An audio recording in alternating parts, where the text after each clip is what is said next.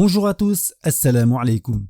Nous sommes entrés dans le 10e mois lunaire du calendrier musulman, le mois de Shawwal, marqué par la fête de clôture de Ramadan, Eid al-Fitr, qui a lieu le premier jour de ce mois, juste après Ramadan. Nous espérons que vous avez passé une bonne fête avec vos familles et nous demandons à Dieu de nous faire parvenir les fruits de ce que nous avons semé durant Ramadan et la fête au jour du jugement.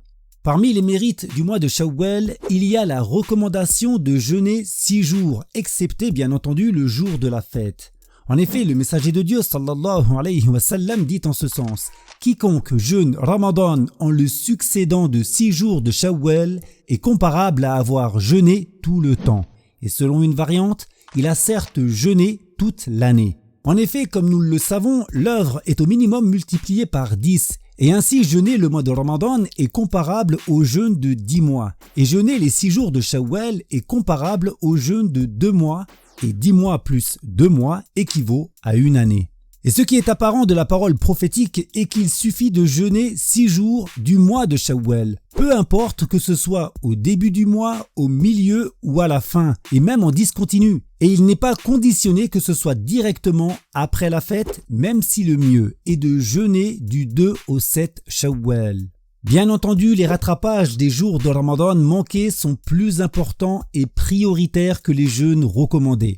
Celui donc qui a des rattrapages à faire commencera par les accomplir et s'il lui reste suffisamment de temps dans le mois de Shawwal, alors il jeûnera les 6 jours recommandés. Contrairement au jeûne obligatoire, pour le jeûne recommandé, l'intention doit avoir lieu avant l'entrée du temps du Dhuhr, sous la condition de n'avoir pas fait une chose qui annule le jeûne après l'aube ou dans la matinée par exemple. En effet, Aïcha, l'épouse du prophète, relata qu'un matin celui-ci demanda s'il y avait de quoi manger. Et comme ce n'était pas le cas, il dit en ce sens « alors je jeûne ». De plus, contrairement au jeûne obligatoire, il est permis de casser volontairement un jeûne recommandé. Mais dans ce cas, les avis diffèrent selon les juristes quant à savoir s'il faut rattraper ces jours ou non.